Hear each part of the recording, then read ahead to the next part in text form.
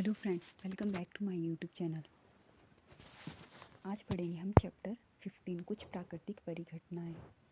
तो चलो स्टार्ट करते हैं। कक्षा 7 में आपने पवन, तूफान तथा चक्रवात के बारे में पढ़ा था। आपने यह जानकारी प्राप्त की थी कि चक्रवात मानव जीवन तथा संपत्ति को अत्यधिक क्षति पहुंचा सकते हैं।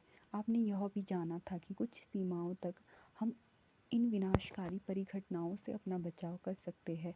इस अध्याय में हम दो अन्य विनाशकारी परिघटनाओं तड़ित तथा भूकंप पर चर्चा करेंगे। हम इन परिघटनाओं द्वारा किए जाने वाले विनाशों को कम करने के उपाय पर भी चर्चा करेंगे। तड़ित विद्युत के तार ढीले हो जाने पर आपने विद्युत खंभों पर चिंगारियां देखी होगी। यह परिघटना उस समय बहुत अधिक हो जाती है जब पवन के चलने पर तार हिलते डुलते हैं। आपने सॉकेट में प्लग के ढीले होने पर भी चिंगारियां निकलते देखी होगी। तड़ित भी एक विशाल स्तर की विद्युत चिंगारी ही है। प्राचीन काल में लोग इन चिंगारियों का कारण नहीं समझते थे, अतः वह तड़ित से डरते थे और सोचते थे कि उन पर भगवान के क्रोध के कारण यह हुआ है। अब वास्तव में हम यह जानते हैं कि बादलों में आवेश के एकत्रित होने से तड़ित पैदा होती है। हमें तड़ित से डरना नहीं चाहिए, परंतु इन घातक चिंगारियों से अपने बचाव के लिए सावधानियां बरतनी चाहिए। चिंगारियां जिनके विषय में यूनानी जानते थे। 600 ईस्वी पूर्व से भी पहले प्राचीन यूनानी यह जानते थे कि जब एम्बर एक प्रकार की रोल को फर्श से रगड़ते हैं तो यह बालों जैसे हल्की वस्तुओं को आकर्षित कर लेता है। आपने यह देखा होगा कि जब आप ऊनी अथवा पॉलिस्टर की वस्त्रों को उतारते हैं तो आपके बाल खड़े हो जाते हैं। यदि आप अंधेरे में इन वस्त्रों को उतारते हैं तो आप चट चट ध्वनि के साथ चिंगारी तक देख सकते हैं। सन 1752 में अमेरिकी वैज्ञानिक बेंजामिन फ्रैंकलिन ने यह दर्शाया कि तड़ित तथा आपके वस्त्रों में उत्पन्न चिंगारी वास्तव में एक ही परिघटना है, परंतु इस तथ्य के साकार होने में 2000 वर्ष लगे। मुझे आश्चर्य है कि उन्हें इस समानता को ज्ञात करने में इतने वर्ष क्यों लगे। वैज्ञानिक खोजें बहुत से लोगों के लंबे समय तक कठिन परिश्रम का परिणाम है। अब हम विद्युत आवेशों के कुछ गुणों का अध्ययन करेंगे। हम यह भी देखेंगे कि ये आकाश में तड़ित से किस प्रकार संबंधित है। विद्युत आवेशों की प्रकृति को समझने के लिए आइए कुछ क्रियाकलाप करें, परंतु पहले उस खेल को याद कीजिए जिसे आपने कभी खेला होगा।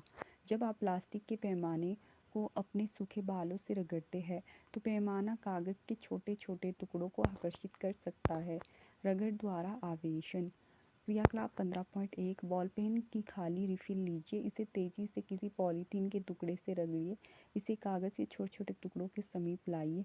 इतनी सावधानी रखिए कि रिफिल का रगड़ा गया सिरा आपके हाथों अथवा किसी धातु की वस्तु से न छुएं। अपने क्रियाकलाप को छोटी छोटी सूखी पत्तियों, भूसे अथवा सरसों के दानों के साथ दोहराइए। अपने प्रेक्षणों को नोट कीजिए।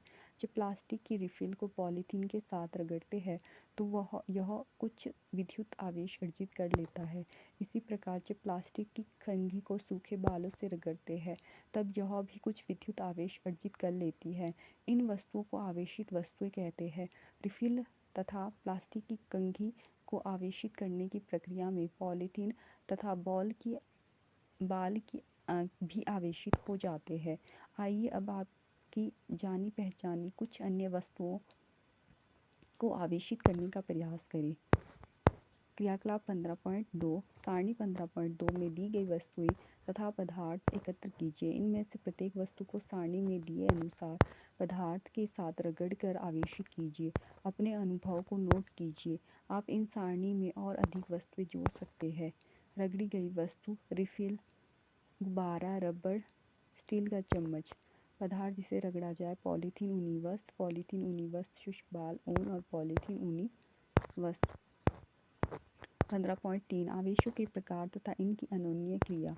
हम अब अगले क्रियाकलाप के लिए कुछ वस्तुएं सारणी 15.1 में से चुनते हैं। क्रियाकलाप 15.3 दो गुब्बारे फुलाइए। इन्हें इस प्रकार लटकाइए कि ये एक दूसरे को स्पर्श न करें। दोनों गुब्बारों को किसी ऊनी कपड़े से रगड़िए और छोड़ दीजिए। आप क्या देखते हैं? आइए अब हम इस क्रियाकलाप को पेन के बेकार रिफिलों के साथ दोहराएं। एक रिफिल को पॉलीथीन से रगड़िए। कांच के गिलास को स्टैंड की भांति उपयोग करते हुए इस गिलास में रखिए। दूसरी रिफिल को पॉलीथीन से रगड़िए तथा इसे आवेशित रिफिल के निकट लाइए। सावधान रहिए, रिफिल का आवेशित सिरा अपने हाथों से न छुएं।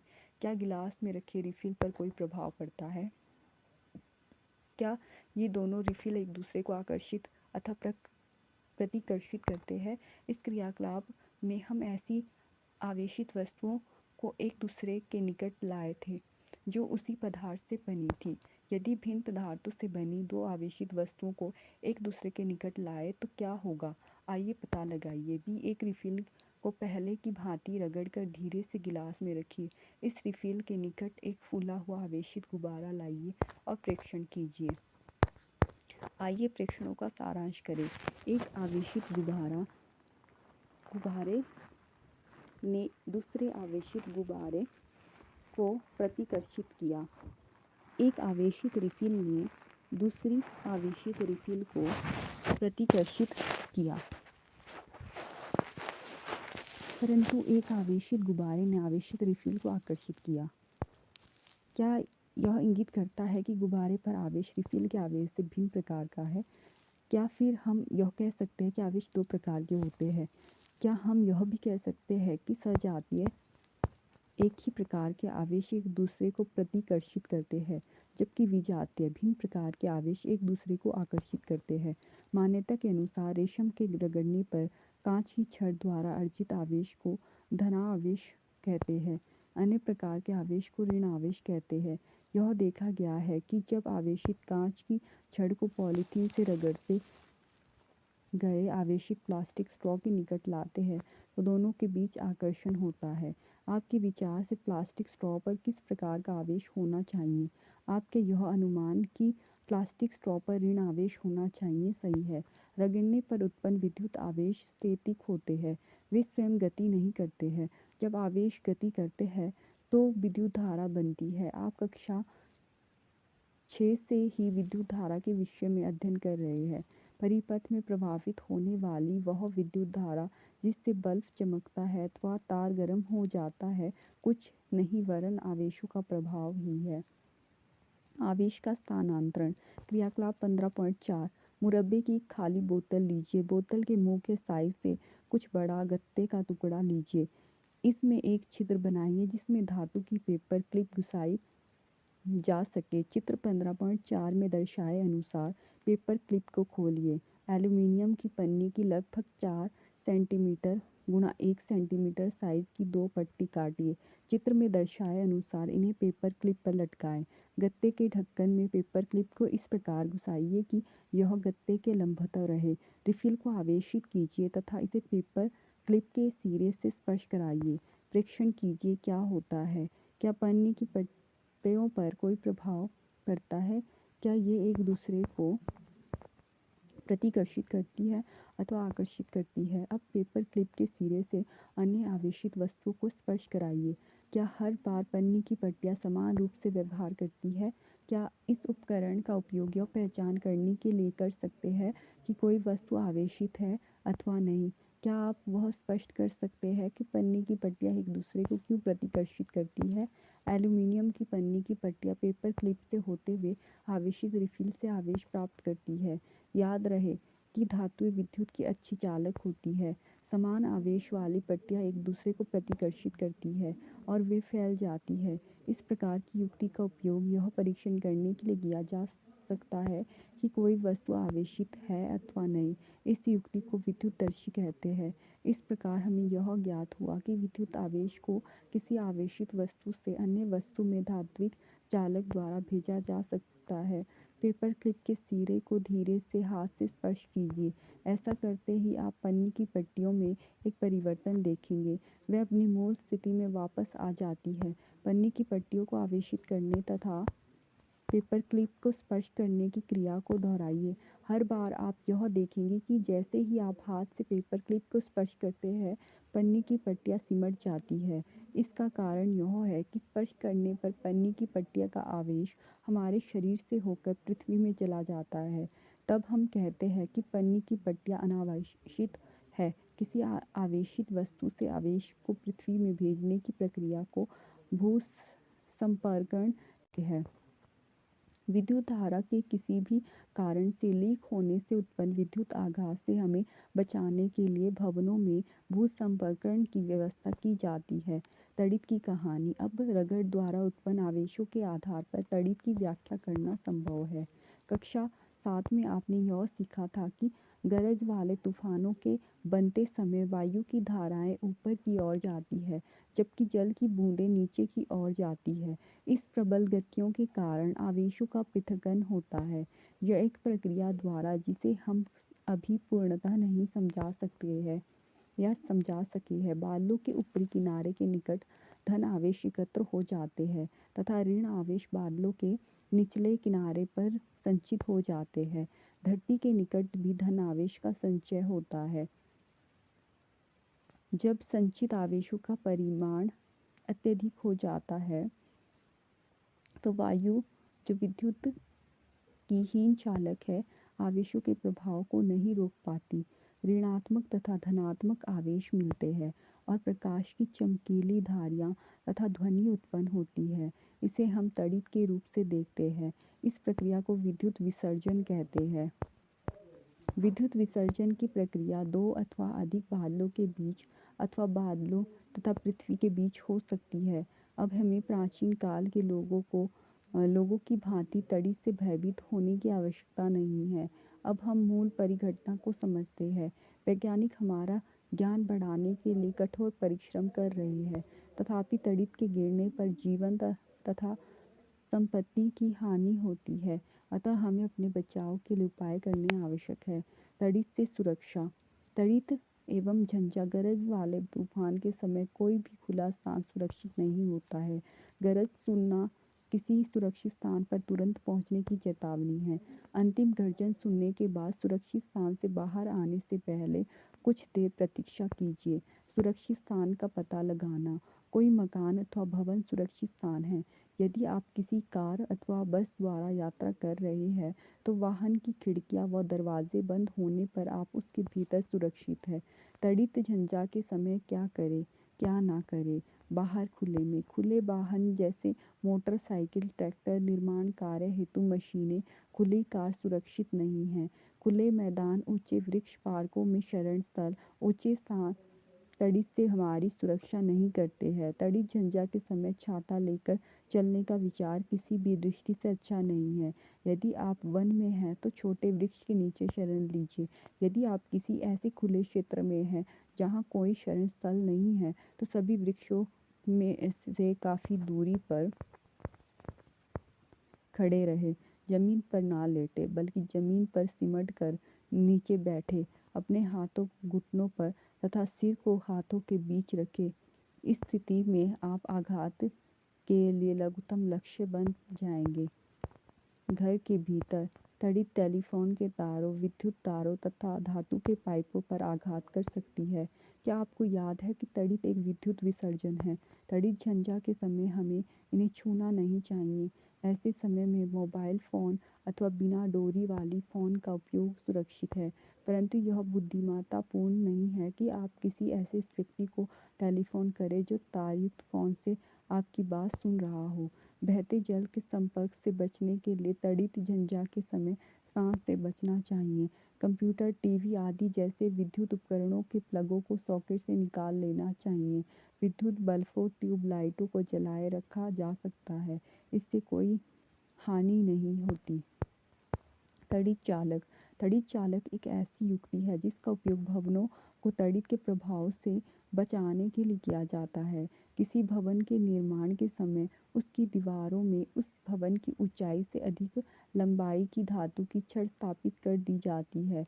इस छड़ का एक सिरा वायु में खुला रखा जाता है तथा दूसरे सिरे को जमीन में काफ़ी गहराई तक दबा देते हैं। धातु की छड़ विद्युत आवेश के जमीन तक पहुंचने के लिए एक सरल पथ प्रदान करती है।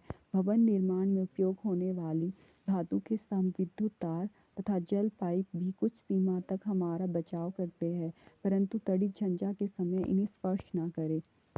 भूकंप। आपने अभी तड़ित झंझा तथा तड़ित के विषय में अध्ययन किया। कक्षा 7 में आपने चक्रवातों के बारे में अध्ययन किया था। ये प्राकृतिक परिघटनाएं मानव जीवन तथा संपत्ति का बड़े पैमाने पर विनाश कर सकती है। सौभाग्यवश कुछ हद तक हम इन परिघटनाओं की भविष्यवाणी कर सकते हैं। मौसम विभाग कुछ क्षेत्रों में बन रहे तड़ित झंझा के बारे में चेतावनी दे सकता है। यदि तड़ित झंझा होती है तो इसके साथ सदैव तड़ित तथा चक्रवात की संभावना रहती है। अतः इन परिघटनाओं में होने वाली क्षति से बचाव के उपायों के लिए हमारे पास समय होता है। तथापि एक ऐसी परिघटना भी है जिसके बारे में भविष्यवाणी करने की क्षमता हम अभी तक भी विकसित नहीं कर पाए हैं। यह है भूकंप।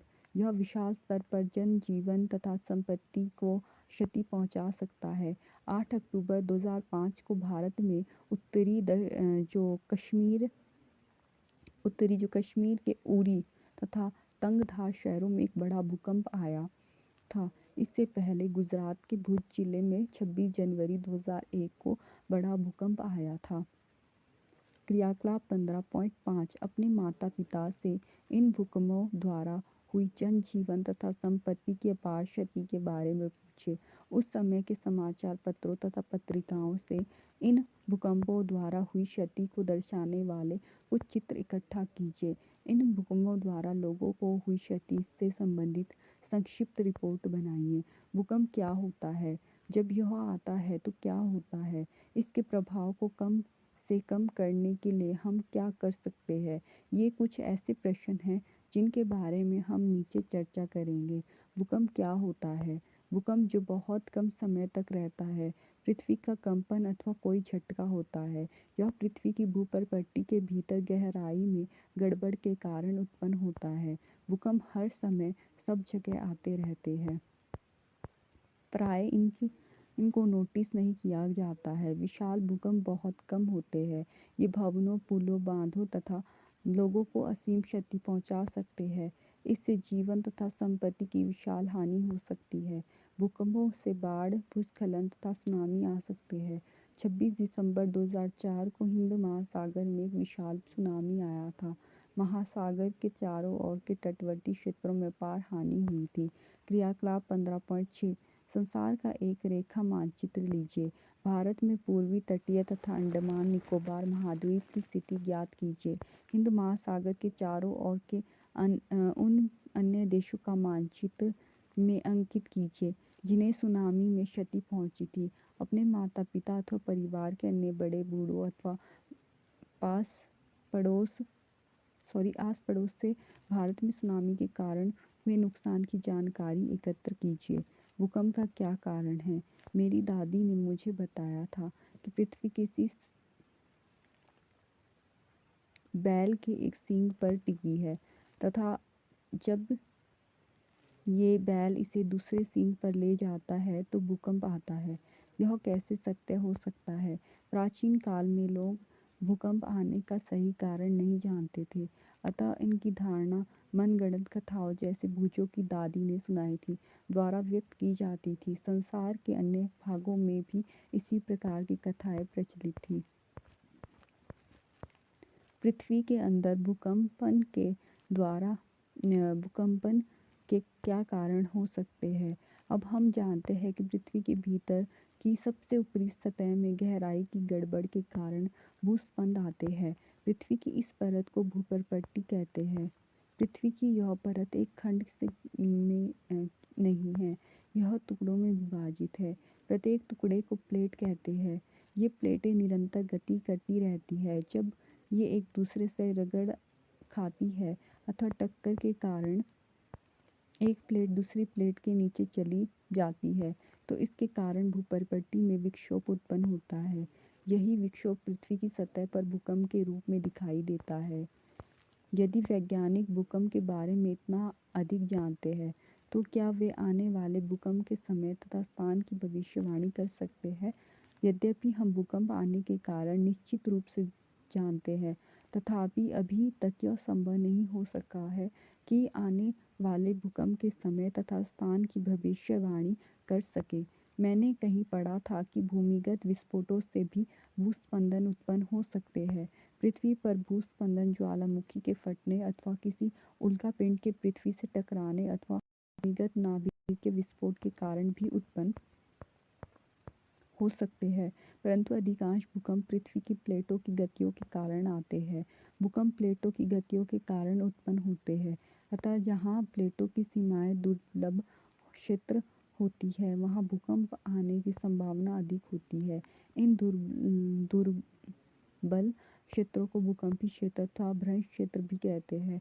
भारत के अति भूकंप आंशिक क्षेत्र कश्मीर, पश्चिमी तथा केंद्रीय हिमालय, समस्त उत्तर पूर्व, कच्छ का रण, राजस्थान तथा सिंध गंगा के मैदान है। दक्षिण भारत के कुछ भाग भी खतरे के क्षेत्र में आते हैं।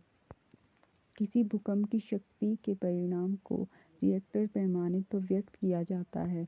अधिक विनाशकारी भूकंपों का रिएक्टर पैमाने पर परिमाण 7 से अधिक होता है। भुज तथा कश्मीर में आए दोनों भूकंपों का परिमाण 7.5 से अधिक था। भूस्पंदन पृथ्वी की सतह पर तरंगें उत्पन्न करते हैं। इन तरंगों को भूकंपीय तरंगें कहते हैं। इन तरंगों को भूकंप लेखी नामक उपकरण द्वारा रिकॉर्ड किया जाता है। यह उपकरण मात्र एक कंपायन छड़ अथवा लोलक होता है जो भूस्पंद आने पर दोलन करने लगता है। इसके कंपायन तंत्र के साथ एक पेन जुड़ा रहता है। यह पेन इसके नीचे गति करने वाले कागज की पट्टी पर भूकंपीय तरंगों का रिकॉर्ड करता रहता है। इन तरंगों का अध्ययन करके वैज्ञानिक भूकंप का संपूर्ण मानचित्र बना सकते हैं, जैसा कि चित्र 15.14 में दिखाया गया है। वे भूकंप की क्षति पहुंचा सकने की क्षमता का अनुमान भी लगा सकते हैं। विज्ञान में अन्य बहुत से पैमाने की भांति डेसिमल एक अन्य उदाहरण है। रिएक्टर पैमाना रैखिक नहीं है। इसका अर्थ यह है कि इस पैमाने पर 6 परिमाण के भूकंप की क्षतिनाशी ऊर्जा 4 परिमाण के भूकंप की विनाशी ऊर्जा से 1.5 गुनी अधिक नहीं है। वास्तव में परिमाण में 2 की वृद्धि का अर्थ 1000 गुनी अधिक विनाशी ऊर्जा है। इसलिए 6 परिमाण के किसी भूकंप की विनाशी ऊर्जा 4 परिमाण के भूकंप की तुलना में 1000 गुनी अधिक होती है। भूकंप से बचाव। उपरोक्त चर्चा से हमने यह सीखा कि भूकंपों की भविष्यवाणी नहीं की जा सकती। हमने यह भी देखा कि भूकंप अत्यधिक विनाशकारी हो सकते हैं, अतः यह आवश्यक है कि हम हर समय अपने बचाव के लिए आवश्यक सावधानियां बरतें। भूकंपीय क्षेत्रों जहां पर भूकंप आने की अधिक आशंका होती है में रहने वाले लोगों को इनका सामना करने के लिए विशेष रूप से तैयार करना होता है। सर्वप्रथम इन क्षेत्रों के भवनों का डिज़ाइन ऐसा हो कि वे बड़े भूकंपों के झटकों को सह सके। आधुनिक भवन प्रौद्योगिकी इसे संभव बना सकती है। उचित यह है कि भवनों के ढांचे सरल हो ताकि वे भूकंप निरापद हो। किसी योग्य आर्किटेक्ट एवं संरचना इंजीनियर से परामर्श कीजिए। अत्यधिक भूकंपीय क्षेत्रों में भवन निर्माण में भारी पदार्थों की अपेक्षा मिट्टी अथवा इमारती लकड़ी का उपयोग अधिक अच्छा होता है। यदि ढांचा गिरे तो अत्यधिक क्षति नहीं होती। अलमारियां इत्यादि को दीवारों के साथ जड़ना अधिक अच्छा होता है, जिससे कि वे आसानी से ना गिरे। दीवार, घड़ी, फोटो फ्रेम, जल तापक, गाइजर आदि की दीवार में लटकाते समय सावधानी रखिए ताकि भूकंप आने पर ये लोगों के ऊपर ना गिरे।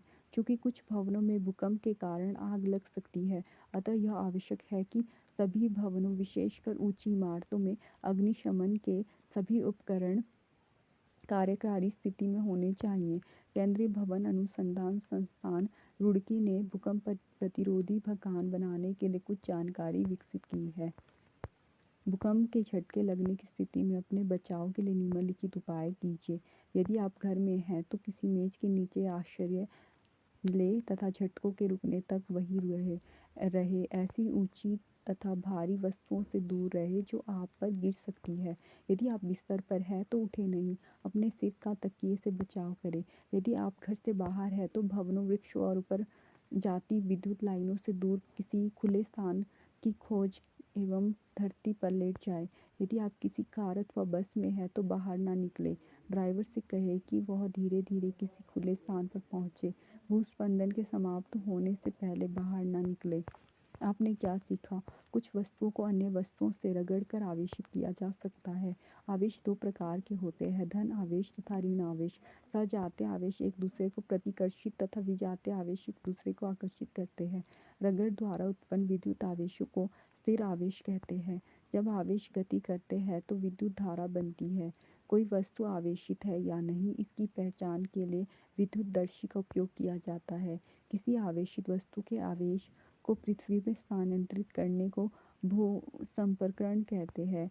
बादलों तथा पृथ्वी अथवा विभिन्न बादलों के बीच विद्युत विसर्जन के कारण तड़ित उत्पन्न होती है। तड़ित आघात जीवन तथा संपत्ति को नष्ट कर सकता है। तड़ित चालक भवनों को तड़ित के प्रभाव से बचा सकता है। पृथ्वी के अचानक कांपने अथवा थरथराने को भूकंप कहते हैं। भूपर्पटी के भीतर गहराई में विक्षोभ के कारण भूकंप आते हैं। भूकंप आने की भविष्यवाणी संभव नहीं है।